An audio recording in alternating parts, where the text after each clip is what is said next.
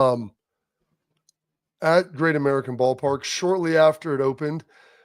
I did not have kids yet. It was probably circa 2007, 8, maybe 6. I'm not positive. I went with Courtney and her family who sat in the outfield out there.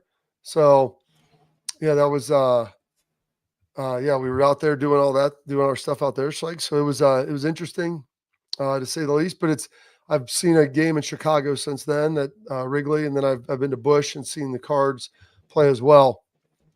So we got all the YouTube stuff. We got the stream figured out. I know Schlegs is in there vehemently working. I know. I love it, man. I love it. Hey, you know what? Here's the real question on everybody's mind and mine, because I have to be there and I don't know.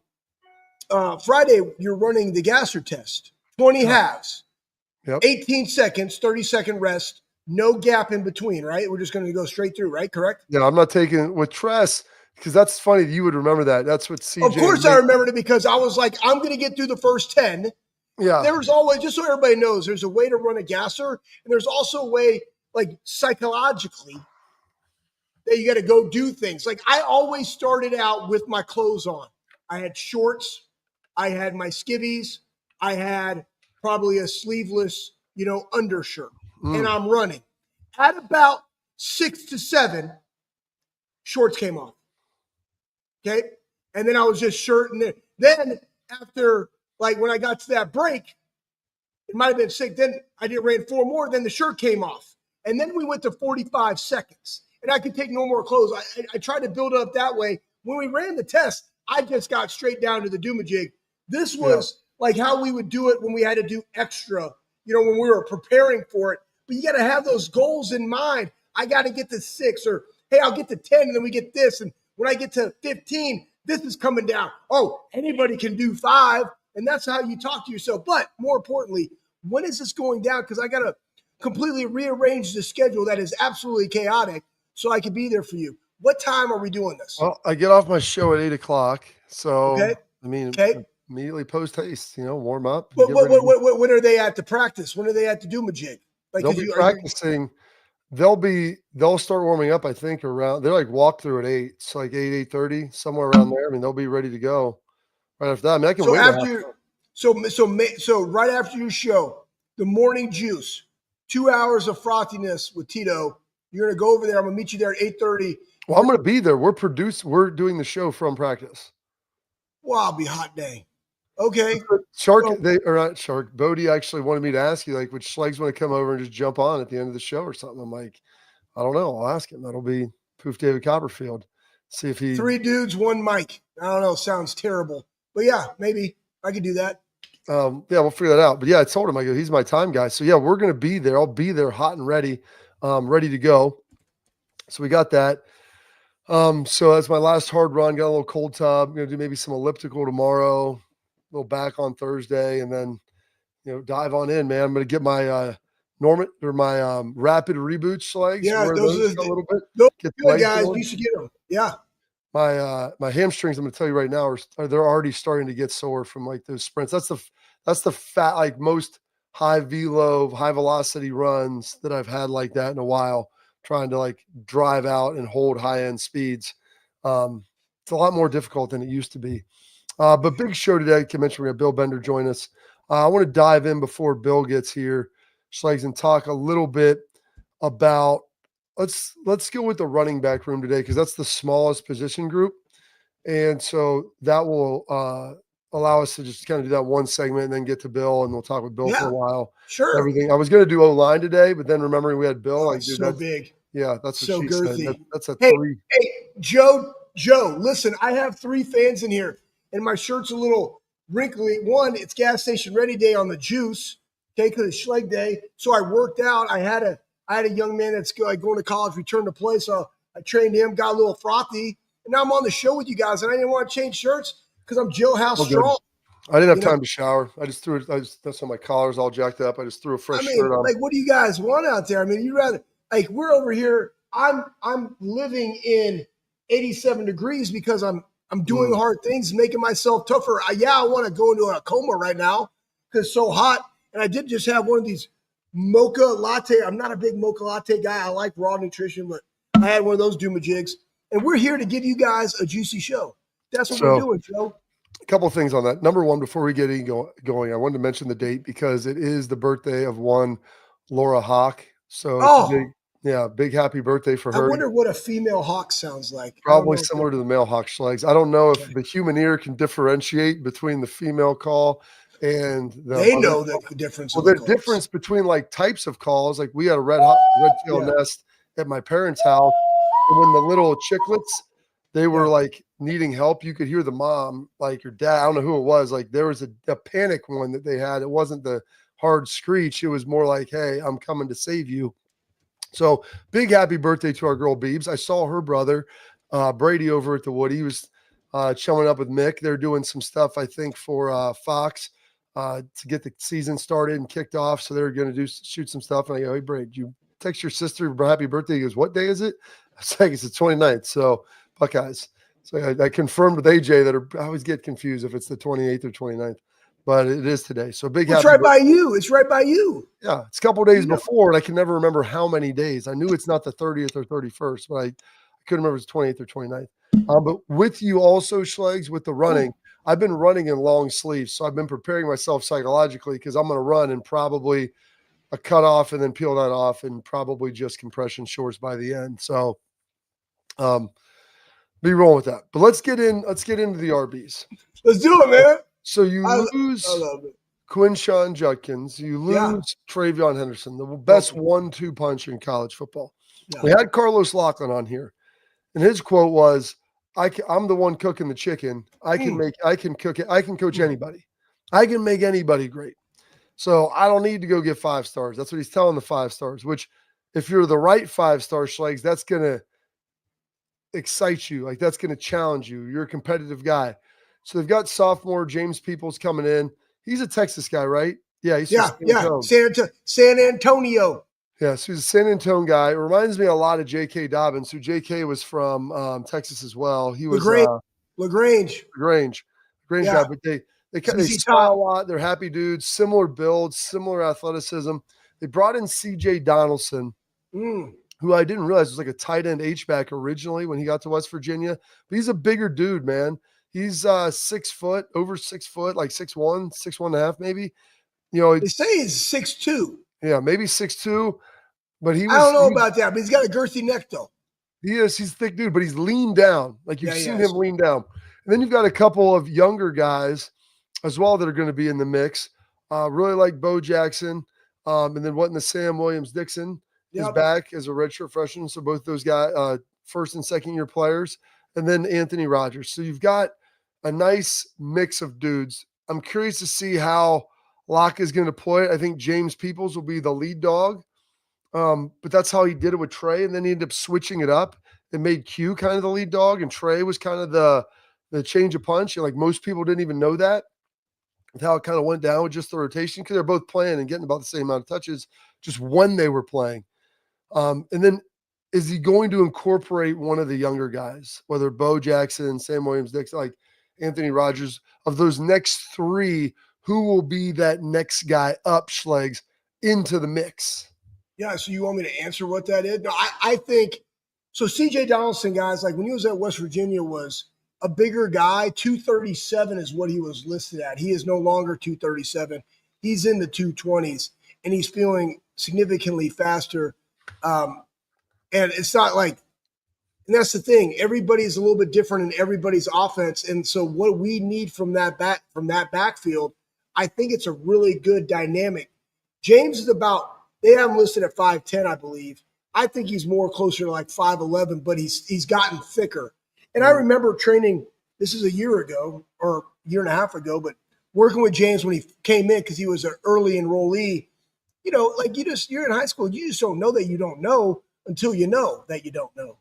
And he finally kind of figured it out. And the best was that he was able to be around, you know, Q and Trey and like just watch how they work. And that year with Coach Locke of being able to see, hey, man, like this is how this man runs the room and how he coaches. Also probably a deciding factor into why Sam Williams-Dixon decided to stay too. Like, let's freaking go. And then you got these younger guys and Bo Jackson and Rogers, and still Sam and James are both very young. And you add in that veteran presence to the room, having lost. Think about that, guys. You got a sophomore, a freshman, a redshirt freshman, and a freshman. And then I got a transfer senior. That's great. The guy was productive at West Virginia. So I do agree with you, Bob. I'm anxious to watch who is the guy out of the backfield, who has the most of Trey, because you're absolutely right. If people remember, early in the season, Trey was the lead guy, and then Q was the change of pace. And then, by the way, we changed to more of a gap. Q became the starter. Trey became the fill-in guy, but they all equal the same amount of touches. And again, who gives a crap who's starting or not? It's about the end result, and it worked out great. And that was the dynamic. So I'm anxious to see how this starts and actually where it finishes. And we'll see a lot through camp.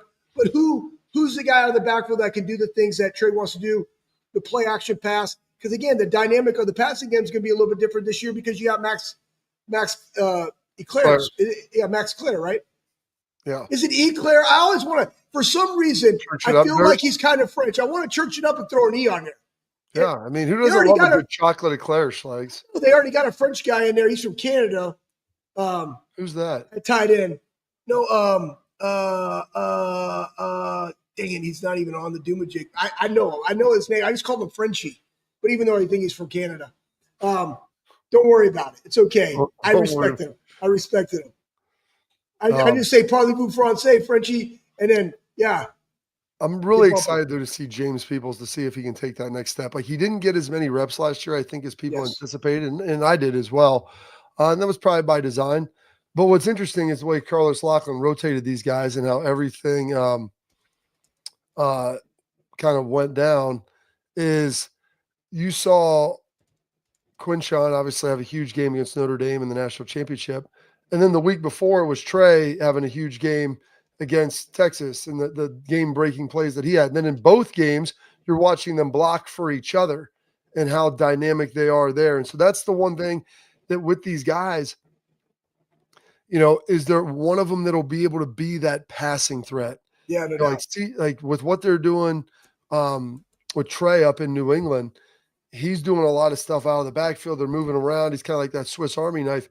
Are they going to be able to do that? Is there a guy on this roster? I don't know if you could do that as far as hands. Like I know James People and CJ, both of those guys can catch you out of the backfield. Or are they as adept at route runners and do they have the hands to be able to finish it? And then also, like, how are they in the screen game? We saw one of the biggest plays in Ohio State history was Trey's screen before the half. Facts. I mean, if you want to talk about just a gut punch to a defense and to a whole team, they put a drive together. They had tied the game up, or they're down 3. All of a sudden, boom, first play, Trey, hoping to maybe get 10, 12 yards, hits that thing on a dead run. They crease it, and he's off to the races. You know, and so those are the plays that you know, do they have a game breaker like that? Is there one of these guys that can be that good in the pass game, be that good in the screen game to help bring it home? And I think I apologize.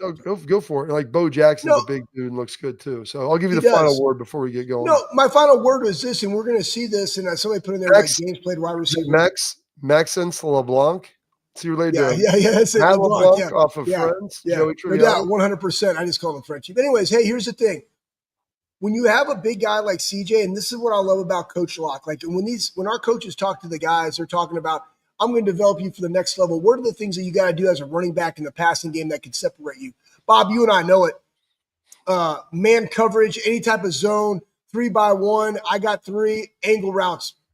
Terrible, right? Guys that can get to the flat, get vertical on a wheel. Like, what are those things? Who's going to separate themselves? The blocking aspect of who's going to play longer. I'm just interested to see, because I think they can all understand how to run screens. Screens are all obviously set up from the run game to then the offensive line being able to get out there. That's kind of easy to do. How do I read the line?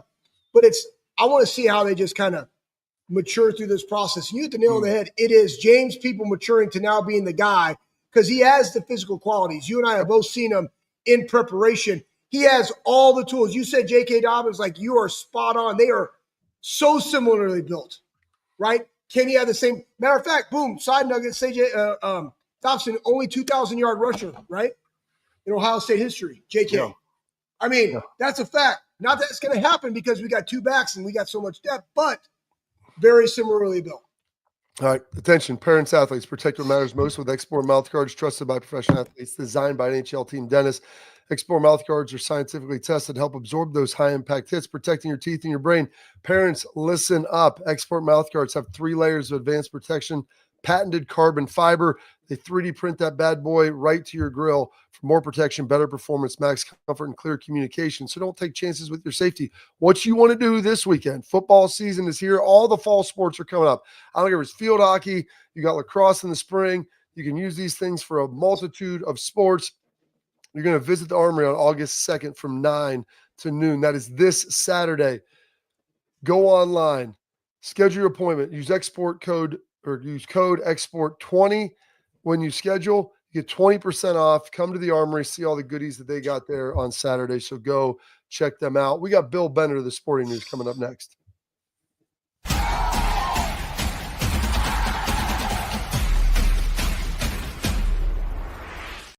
Creative, experience, results.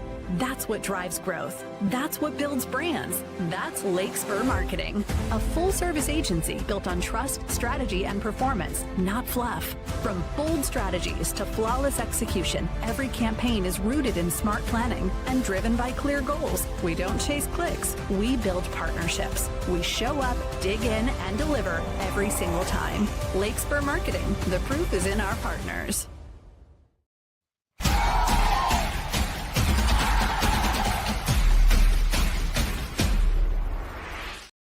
All right, I'd like to welcome in our guy, Bill Bender of the Sporting News. Does a great job for them and for us and for everybody out there. He's always bouncing around all of the different media outlets, talking college ball, NFL. He can talk it all the time. Bill, I'm going to start with this. We talked a little yesterday on the juice, and we didn't probably get enough time for it. I don't know if Schlegs had got a chance to see it. I watched it Friday night with my kids. Really enjoyed it. What are you talking about? Happy Gilmore? Talking about Happy Gilmore too. Let's let Bill give his opinion. So I mentioned I compared it to the movie Little Nicky a little bit, where it's absurd, right? The second half of the movie is absurd, but the cameos, the fan service is really good. It's funny. I mean, I laughed out loud at several points. Watched with Grant, and Bella was on a sleepover, so I'm gonna have to watch it a second time with her. But it was a lot of fun watching that with them and reliving the old one. It's obviously not even close to the original, and we all know that. But I thought it was a fun movie. If you're looking for like an Oscar-worthy comedy, no, it's not that. But it definitely had some moments, and I thought Scheffler stole the show a little bit in that one. He was really good of the current contemporary golfers in the movie. Yeah, hey, here's the deal. I want to go into this. You're absolutely right. When learning how to punch and then just getting arrested and like, yeah, I couldn't do anything. It's like, not again. It was fantastic. And then he decided to stay because he wanted something for dinner. Comical. Like, favorite scene, favorite character. I mean, my favorite character across the movies is still Shooter. I mean, and I was a little upset that they redeemed him too much. You know, I mean, Shooter as the redemption story was not expected. So, I mean, he's definitely my favorite character. You know who else really stole it? And, you know, it ties into college football was Vern. Vern had like several good one-liners. And I was talking to a buddy. We always have I have some buddies that you literally text Happy Gilmore quotes with. And what was the quote from the first one? It was an economically diverse crowd is on hand a lot. Yes. A large and economically diverse crowd. So, I mean, Vern just, he crushed it. So, I mean, there were several great performances. I also liked Happy Gilmore's kids were great in the movie as well. So if you're looking to have fun, and we're allowed to have fun, I thought the movie was definitely that. Yeah, I thought he landed the plane for something, Bill, that, 30 years later trying to remake a sequel that's just a movie, a plot line that didn't have any more plot to it. And the best part is it's, art imitating life, where, they build it in without giving too much, the live element to it and the Scotty Scheffler thing, like pulling things out. I thought one of the other really good parts was Will Zalatoris and funny was how they tied him into the first one. And honestly, he kind of looked like him. So it worked. Right, and then, even having, Slim Peterson, like, Yeah. so many moments like that. It was, like, fun to watch all the way through. The last 20 minutes, and I think this is movies in general now, like, the last 20 minutes were probably a little much, and you're like, Okay, this is jumping the shark too much," but I think they had to, and as far as if you go in, like I said, expecting that nothing tops the original, you can probably I think the 3 of us could probably quote the entire original all the way through, but like I said, it's okay to have fun and enjoy the movie and go from there. Like you said, Happy Octavius Gilmore. Like, that's his middle name? No, but it sounds good. And I love his kids. I love his kids' dynamic. You know Oh, what I yeah. mean? It's like, hey, and John Daly did a phenomenal He job did. because that literally could be John Daly, you know? Right. Like, I mean, Uncle Daly, Uncle John's over there in the deal. And he's just like, just squirting the stuff in from the hand sanitizer of where he hid all of his stuff. I just thought that was, I mean, honestly, it made me think of you, Bob, and the binoculars that you can only see out of one eye, Yeah. you know? Well, you got to make sure. It's funny because there was a situation this weekend where those things were necessary, and my kids were watching, like, Dad, use some of that stuff. I'm like, there is no cucumber that has a hollowed out hole you're drinking out of. I've never seen those. Shawshank Redemption, man. Things are real, Exactly. man. You got to do what you got to do sometimes. Exactly. Bill, it's finally here. There are college football teams that are reporting. If you're week 0, you're probably already in the mix. Most of the schools are reporting probably tomorrow, today, Thursday, somewhere around this time, starting off their practices. What do you think the first thing? First of all, and now a lot of these practices, Bill, unlike before, are kind of open to the public a little bit more. I mean, they're trying to raise money, they're doing things, and I don't know. Have you ever thought about, or do you at all travel to any of these different colleges to check out any of their training camp elements that are open? Well, I have an interesting trip upcoming. I mean, I think next week I'm going to head over to West Virginia, and I'm really intrigued to see how Rich Rod Part 2 works there. Obviously there's a history, the bad stint at Michigan. I do think he'll do well at West Virginia, though, in the coming at home moment. They've got some players there. Bringing back Pat White, there's going to be memories of that offense with Pat White and Steve Slayton. All I have to do is say those names, and you just picture 2 guys running up and down the field. They've got a kid from Ironton, Reed Carrico, linebacker, that can really play. So I'm interested to see not only how it goes, but how is it received? Like, are they expecting to get back in the mix in the Big 12? How does Rich Rod handle coming home? I do think it's a good story because his career certainly has come full circle since. Was very good at Jacksonville State last year, but they're one of the more intriguing teams in the Big 12 because you just said it, Bobby. Like, how do they fit in the NIL landscape in a place like West Virginia? How do they, make the moves that they need to make to stay competitive in this environment we live in? Because they're a proud program. There's a tradition there, and I've always kind of enjoyed watching them play as a program anyway. Yeah, they you're right. I really didn't think about the NIL landscape of West Virginia.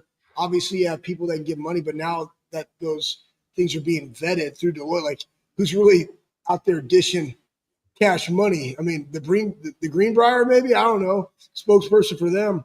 They make a lot of money. Hey, let me ask you this question, Bill. Of all your time covering sports and football camp, give me like one of your favorite stories that you got to report on and watch it play out this time of year throughout your career. What was like one of your favorite all-time camp stories that you just watched just transfold in front of your eyes? You couldn't believe it. Well, I think whether it's camp, or a player in particular that you kind of called. I was actually talking to Grant about this last week. So at ACC Media Kickoff, it was, about a decade ago now. I remember being in a scrum, and it was literally me and David Hale talking to Lamar Jackson. And Lamar, the year before, he had played in the last 2 or 3 games, and there was a bowl game against Texas A&M, and I kind of was like, oh, this guy can play. So you're talking, like, picture now, like, standing there talking to Lamar Jackson. That's not happening. He goes off, and I ended up writing an article that was, here's a really good dark horse for the Heisman Trophy. And he scores 8 touchdowns in the first game. And I was just like, oh my gosh, I was right. And then, so that's not a perfect science though. So he did go on and win the Heisman, and I was really excited about it. And then the next year, here's to bring that back and bring some humility to this, is I believe I picked Auburn's Jeremy Johnson as the Heisman dark horse the next season. And I don't even think he started 3 games. So again, you can be right, and it feels really good to be right. But when you can be brought back down real quick. But I just remember that conversation with Lamar Jackson and thinking to myself, I think this guy's got his head on his shoulders. He's going to be pretty good this year. And Louisville obviously took off that season. So he would probably be my favorite one of all those. Yeah, he was pretty special. My brother was down there as the strength coach, and I asked him about him. He was like, dude, he's strong. Like, he comes in here and he'll squat 315 like a dude multiple times. Like, he is one of the most physically strong guys, and you see him and he's long and lean, and you're wondering, could he hold up? And my brother never questioned it. He goes, because he's so strong in the weight room that you're going to be able to see him be able to hold up and handle those hits. We're going to take a quick break here. We're going to come back a little more with Bill. They wrote a great article about the college football selection committee. And then also want to ask him about, those homecomings. He's talking about Rich Rod. You've got Scott Frost. You had Mac Brown, Petrino, number of these that are starting to happen in college football. And do we think it'll start happening more? Find out next on the Bobby Carpenter Show.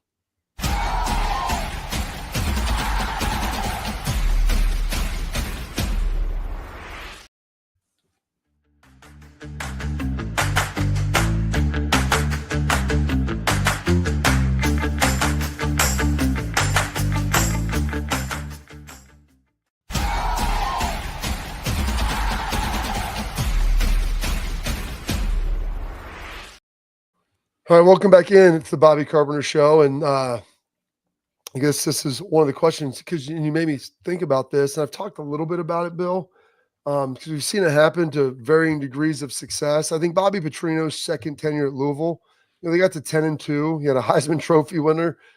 Things generally end badly or else they wouldn't end. But I would say that most people will look at that and say what he did there was pretty darn good, returning home. The Scott Frost to Central Florida, we'll see how that plays out. Mac Brown to North Carolina had some varying degrees of success with it. Obviously, Rich Rod going back. I'm trying to think if there's any others, Bill, that are prominent, but we've seen this happen now a couple of times. And, I mean, do you think that that's a successful recipe? I know so much of it is the fit. And do you think it's guys realize they got to other places and maybe the grass isn't always greener? Or is it just a fit with that personality of that university and organization? Like, what do you think that that secret sauce is? You bring up Scott Frost. It's such an interesting one, because I wonder where UCF and he would be at if he didn't take the Nebraska job. And you heard his comments at Big 12 Media Day, where he didn't exactly sound like he wasn't throwing people under the bus, but he didn't exactly sound like he enjoyed that tenure at Nebraska. And, sometimes, as you guys would know this, I know you guys are former players, very connected to Ohio State. I mean, there is a sense of pride in that for a lot of these guys when they do go home. But sometimes it doesn't work out. I think Mac Brown's second stint at North Carolina was successful in some ways. I mean, he did produce 2 NFL quarterbacks in Sam Howell and Drake May, but the win totals there maybe weren't what they wanted in some cases. So it is hit or miss. It's not perfect. But I do enjoy that about the college game, that the guys do go back to their alma maters and show a lot of pride in that and want to coach there. Well, I mean, he obviously went back to Nebraska. It didn't work out. I think the Mac Brown situation, he's already talked a little bit about Bill Belichick. Like, you gotta do some different things academically, because it is one of the best academic schools of a public institution in the country.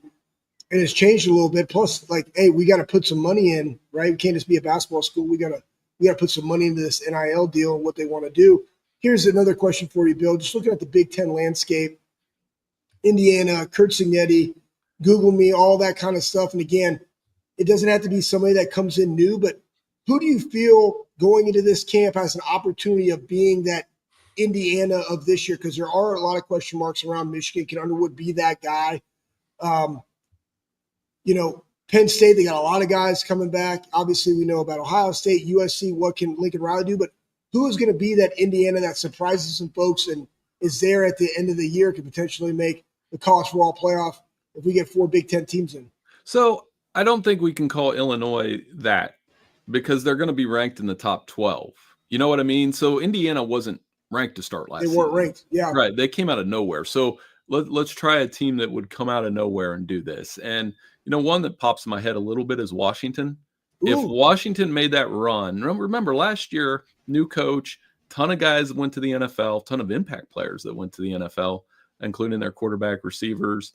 And Jed Fish has done a nice job there. And that's a tough place to play. So they would be my out of nowhere pick. And if it wasn't them, it would probably be Iowa.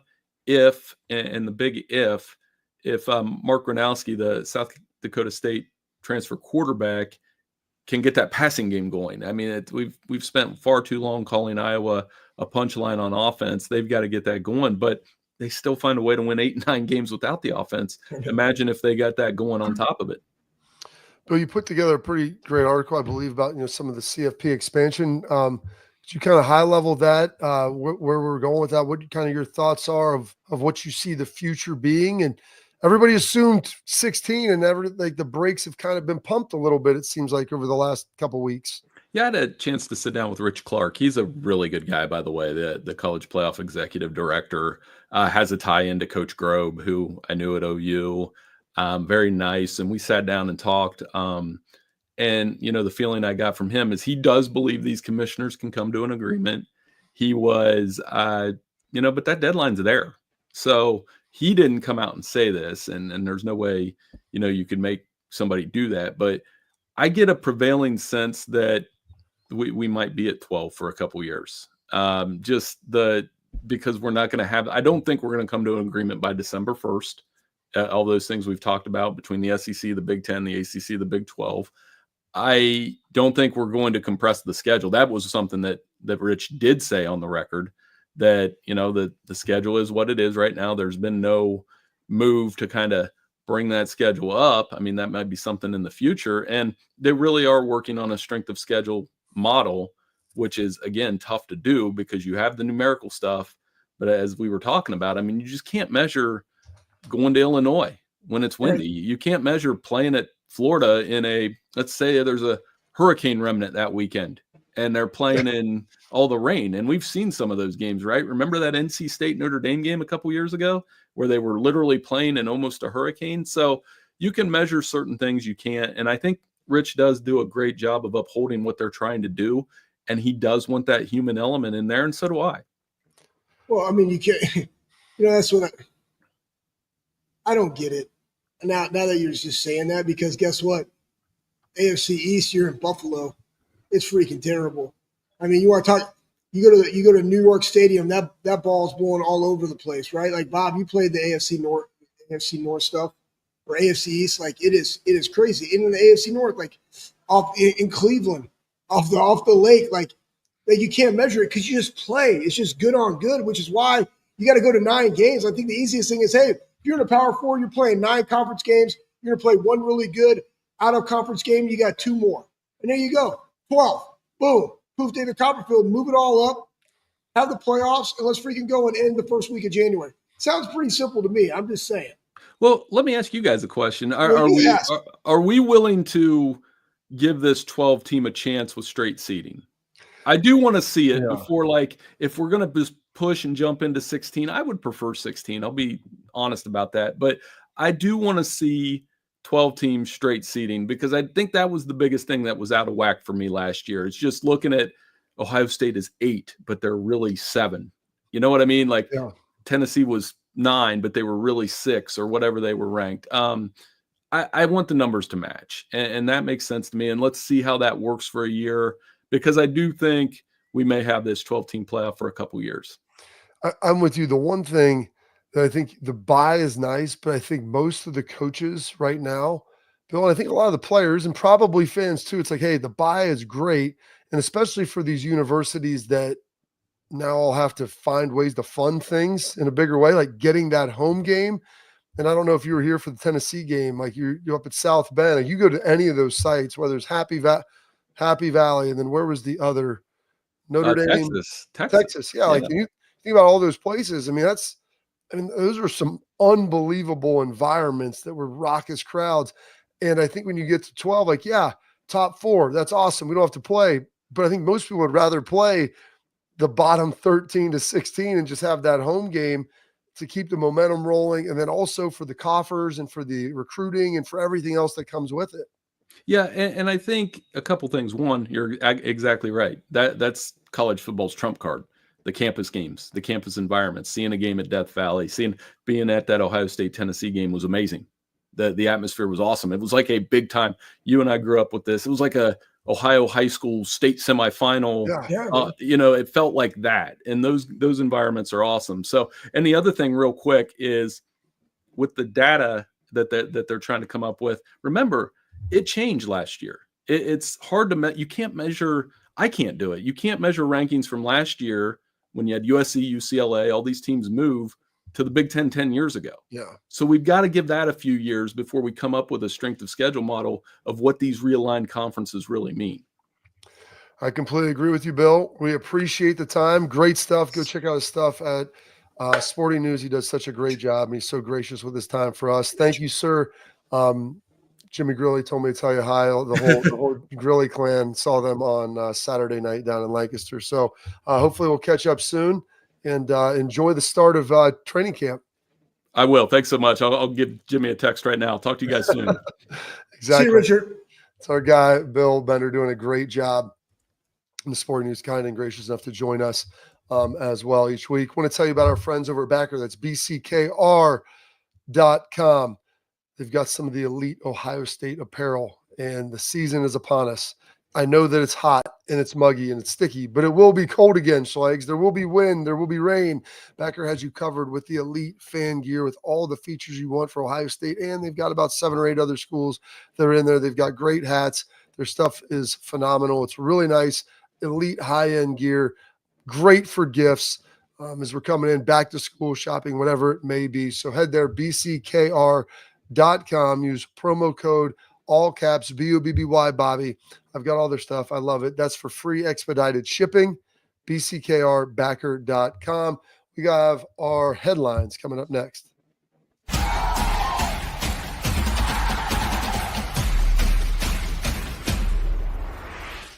Creative, experience, results.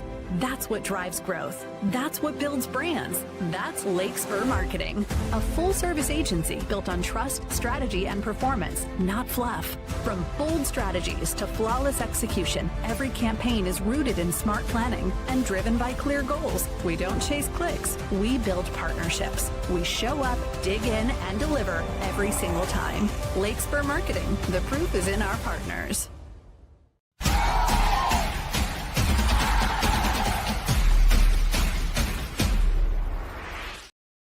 Now we are to our headlines, brought to you by our friends over at Lake Spur Marketing, full service ad agency built on trust, on strategy, on performance, from digital ad placement to the broadcast buys to creative, everything. They've got you covered.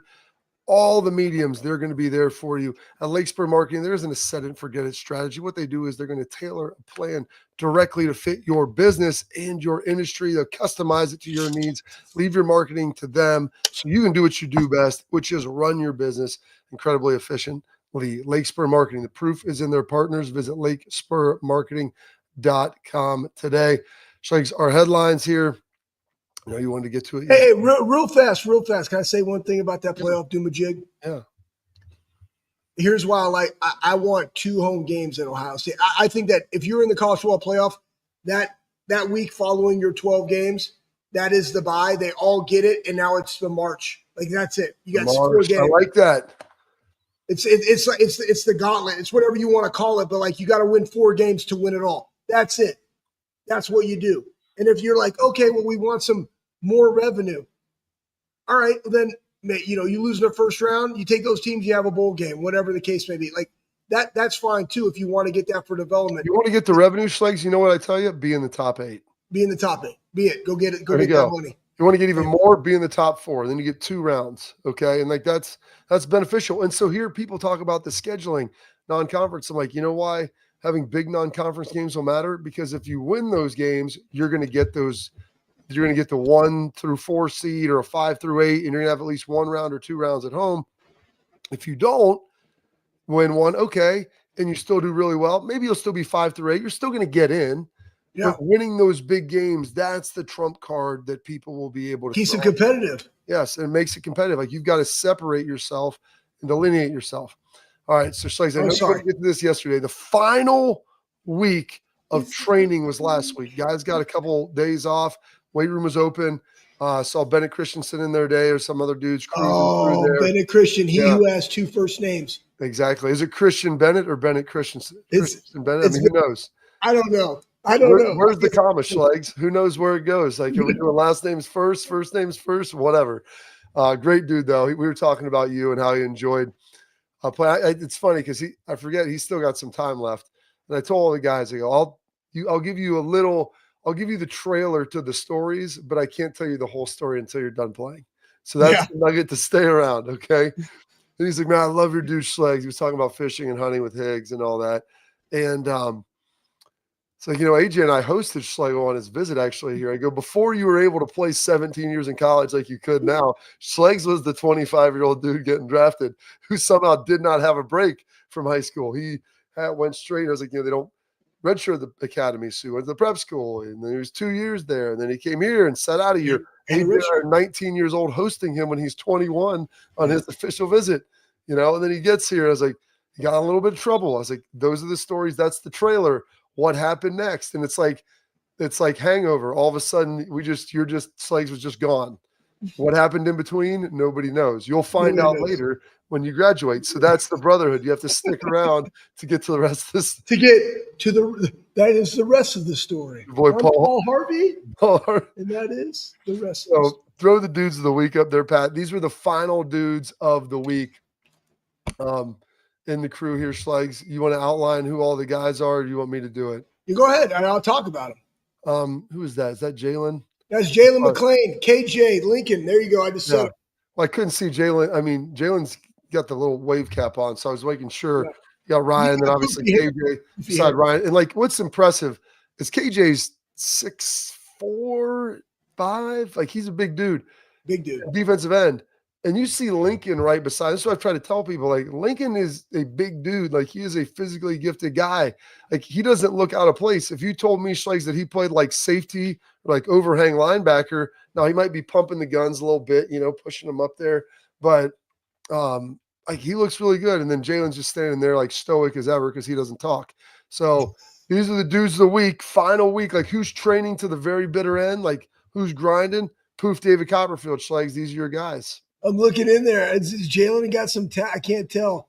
I mean, he's just really tan. But that's the thing. Like, you got Jalen in there, sophomore, right? You got Lincoln, quarterback. You got KJ, senior, dudes of the week going into this, and that's what you want to see. Like, we already know the competition battle in the secondary is between Jalen and Malik Hartford, right? You got a quarterback battle. You got KJ. Where are they going to utilize him? You got Sonny Styles, you got J.J. Smith, like Caleb talking about KJ and what he's going to be able to do this year on the defensive line. Like, those are the things I'm excited about because at Ohio State, you only need 1 year. And I think with Matt Patricia and understanding the skills that they have, I think he's going to have a monster season. So, again, it's one thing to be the dude of the week and you're finishing strong. And you got 2 guys that are there that are finishing strong. They got serious battles coming up during camp. And that's what you want to see. And then you got a veteran guy. And that's the beauty. That's why we were talking about the running back room. Why it was great that they got Donaldson in there. He's a veteran with a presence that knows how to work, that's been in those type of games in a room that hasn't. But it's all up on the table. So competitive excellence at its finest. Great job by these young men. All right, Schlegs, that's it for our headlines. We got like 1 or 2 questions in Tailgate Talk coming back next.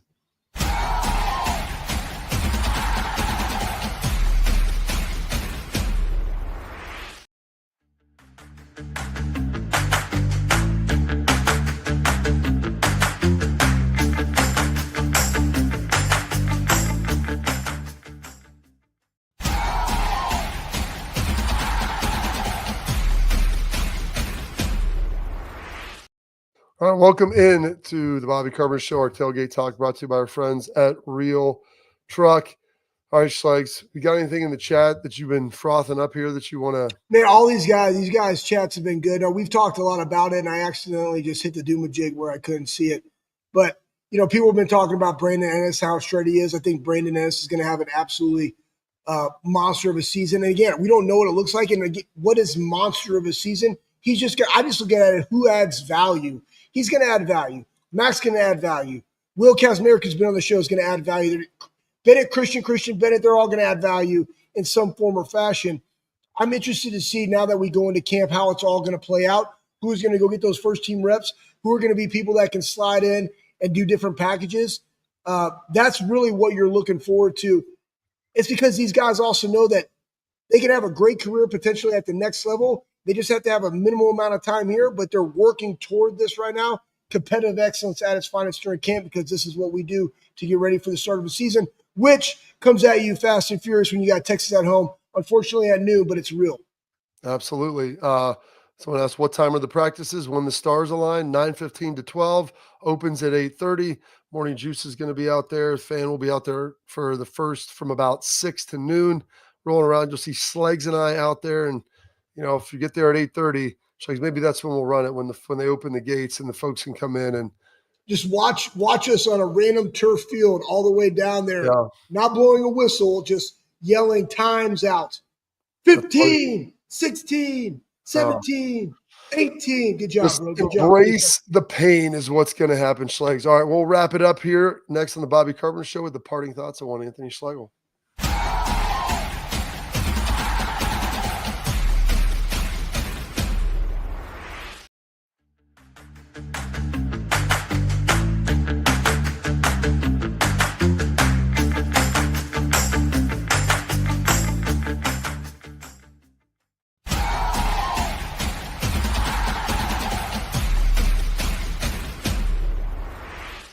All right, Schlegs, you got about 30 seconds. Yeah, 30 seconds. You just saw Ligon Keyholtz in there. You saw KJ, his body's changed. JJ talked about, several people talking about how Jeremiah Smith, bigger, faster, stronger this year, going into a sophomore year campaign. Here's the thing that I've noticed working with middle school, high school kids, even my own kids. It's like these dudes train throughout. They train in season. I'm talking all sports. They train in season.